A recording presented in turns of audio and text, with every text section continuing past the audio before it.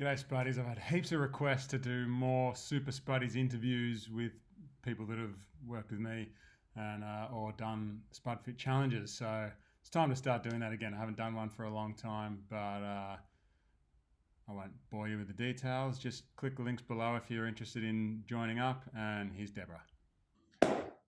All right, here we are, another Super Spuddy interview. I haven't done one of these for a long time, but I keep getting requests from people to do a Super Spuddy interview, which if you haven't seen one before, it's basically just, I'll just interview people that have done a Spud Fit challenge or work with me in some way or something along those lines, and we'll see how people are going. So today I'm here with Deborah. Welcome, Deborah, and thanks for joining me. Thanks for agreeing to do this.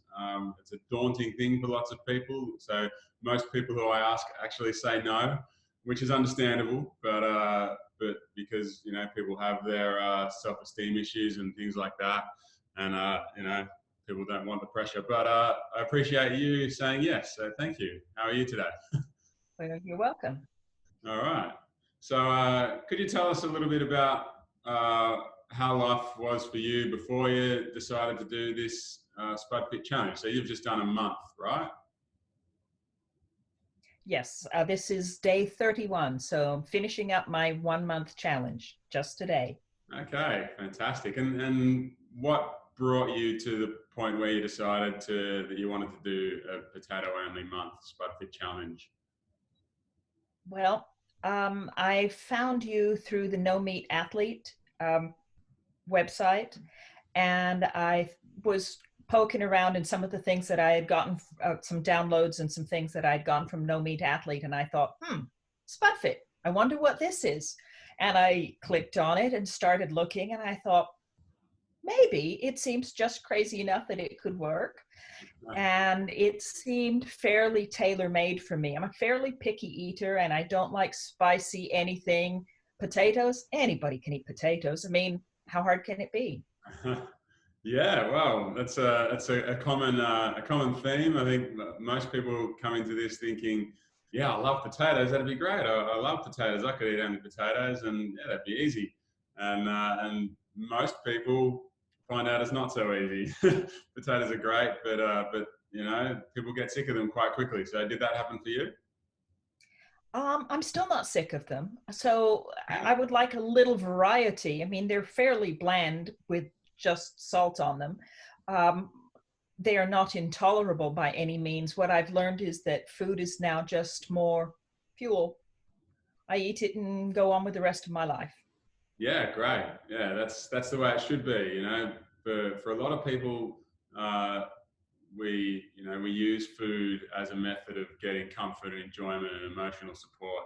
And yeah, this is really just about stepping away from that and just putting fuel in the tank and moving on with your life. So that's what you've found it's helped you to achieve this month? Yes, very much so. I'm not sure what it'll be like when I start to incorporate other foods. I'm not there yet, but it's been fairly straightforward. I mean, you get up in the morning, what shall I have for breakfast? I think I'll have potatoes. It's a no-brainer. So it takes all of that anxiety and all that planning out of it. And that's kind of a nice break. Yeah, totally. And so before you did this, did you find that you had, like, when you were thinking about what your next meal was going to be, there was a lot of internal noise and debate going on in your head? Was that a part of life for you before? A little bit. I do all the cooking for the family anyway, so that's always running a little bit in the back. Okay, what do I have in the fridge? What are we going to use up tonight? And that sort of a thing. But what I found before when you've tried other times and you try to diet is that there's so much focus on food that it makes it harder, and you're hungry all the time because what you're doing is, okay, you're planning ahead. Well, if I eat this for lunch, then that means I get this for dinner, and you're trying to juggle your calories or your points or whatever system you're using. You're trying to juggle all of those things, and it puts more actual focus on the food, and you're thinking about food more rather than just, yeah, it's food, I'll go on with the rest of it. Yeah, that's great. So, yeah, there's a lot of a lot of noise, and it's really good that you're able to just sort of block that noise out and move on with your day. I think it's interesting, and a lot of people will be interested to hear that you do the cooking for not lots, but for other people in your house. And yeah, how did that go for you? Because that's a challenge for a lot of people when they're preparing food for other people, and it's hard for them to not eat it and just continue eating potatoes. So how did you deal with that? That was probably easier for me than for some, only because I've been pretty much a lifelong vegetarian and my husband isn't. So I'm sort of used to cooking two Okay. things or cooking one thing slightly differently or pulling mine out and then putting meat in his and adjusting it. So it isn't uncommon for us to eat separate meals or variations of Yeah. separate meals. But I was just making sure that he gets fed. He's actually lost some weight too because there haven't been any really yummy things on offer lately. Oh, well, there you go. By helping your husband get healthy by stealth. That's it, exactly. Excellent. So the benefits of the Spud Fit Challenge are reaching the tentacles out into the rest of the world. Something like that, yes. All right. So what were you particularly hoping to achieve from doing your month-long Spud Fit Challenge? I was sort of hoping to conquer my sweet tooth a little bit. Yeah. While I eat pretty healthily, I've really got a raging sweet tooth. And amazingly, it's not something I'm missing since I'm doing potatoes. I thought that I would be frantic for some chocolate or something, anything, but not so much. Oh, not that I won't try it again, but it doesn't seem like such a big deal. Yeah. Well, it's amazing to me how, well, it's not amazing anymore because I've seen it so many times now, it just seems logical, but how if you ditch the counting and the tracking of calories like you were mentioning before and points and all that sort of stuff, and you just eat as much as you feel like whenever you feel like it, and you avoid hunger, you don't get hungry, then it makes it so much easier to deal with cravings. I just never would have, before I did this myself, I never would have realized that, hey, if you want cravings to be gone, you just got to be full. Like, it's pretty simple. Is that what you found as well? Exactly. That's what I found. I'm not hungry. And that's the most remarkable thing to me.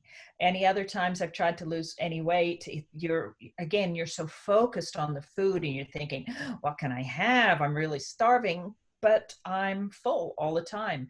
And interestingly enough, I don't snack and I'm not right sure what that is.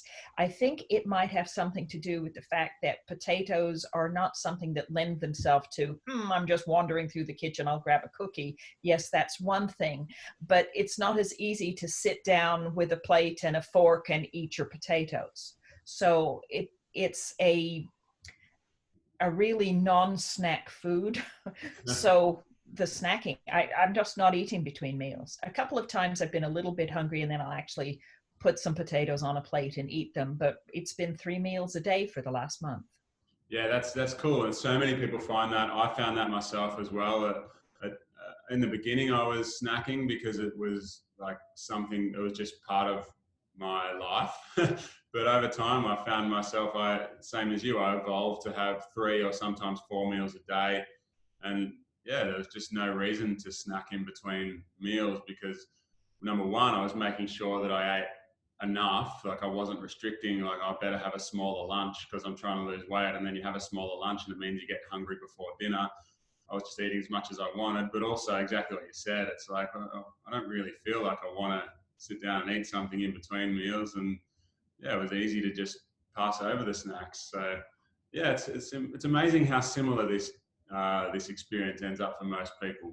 So the next question is, I always talk about this is not about weight loss, and it's not about dropping clothes sizes or any of that. It's about changing your relationship with food, and it's really interesting. The stuff we've already talked about is the stuff that's most interesting to me, but I know that people are going to be watching this and going, so how much weight did she lose? So, can you share that? I can. I've lost 11 pounds in the 30 days that I've been doing this. 5 kilos for you on the Australian side. Well, It's great. coming off a little bit slower now, but Yeah. I'm thrilled. That's substantial. Yeah, that's So great. And to do that without going hungry or restricting yourself and, basically enjoying what you're doing is a pretty cool thing too. it feels like I'm eating a huge amount of potatoes. I've been buying them in bulk at the grocery store. I've gone through 100 pounds of potatoes in a That's month. amazing. And some sweet potatoes. My husband's done a little bit, but still, it just seems like a massive amount of Yeah, potatoes. and cheap too, right? Oh, yes, very cheap. Yeah. Yeah, yeah. So a lot of people that are not trying to, well, I'm allowed to advertise my own thing on my own channel, but a lot of people, I hear from a lot of people that say that they want to join up with my program, but they can't afford it because it's not expensive. It's pretty cheap. If you click the link below, you'll see. But it's too expensive. So and they can't afford it. So what would you? I personally, this month I did potatoes only as well, and I saved a lot more money than I would have spent if I was buying my program. Would you say you're the same for yourself? A little hard to gauge because I'm still buying for somebody else in the Oh yeah, household. of course, yeah. So that's a little bit hard to gauge, but probably less because it doesn't seem like I'm grocery shopping some more rather than lugging home a 50-pound box of potatoes at a time. Oh, cool. And were there any other like health related numbers that you tracked, like blood pressure or cholesterol or anything like that? No, I haven't tracked those. I just feel fine. I feel Yeah. great. I feel, energetic. I'm able to go around and do my normal exercise, etc. All of that's fine. I Yeah, feel okay. Well, that was another question I was going to ask. A lot of people want to know about exercise. And again, that's not a focus of the Spud Fit Challenge. It's not something where you have to exercise or anything like that. But you are allowed to exercise. It's just the exercise rule is just do what you feel like doing. So can you tell us a little bit about the exercise that you've done? my exercise hasn't changed from what it was before. I was a little bit worried that sometimes when you try to restrict food intake, you feel a little bit weak or a little bit out of sorts or anything. No, I'm totally normal for that. I do about a 3-mile jog 4 or 5 days a week, and I've still been doing that.